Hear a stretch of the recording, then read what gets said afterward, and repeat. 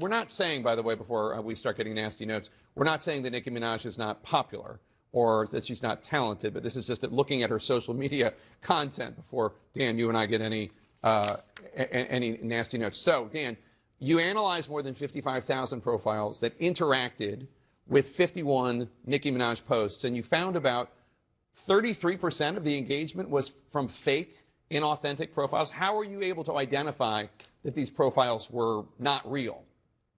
So the way that we analyze that as the company that is the infrastructure for analytics, we look at a framework called actors, behaviors, and content.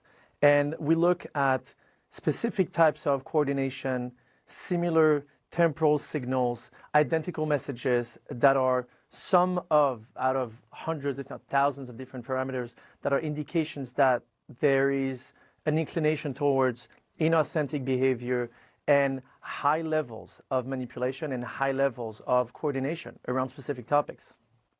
So bot activity is obviously rampant on social media, especially when it comes to politics.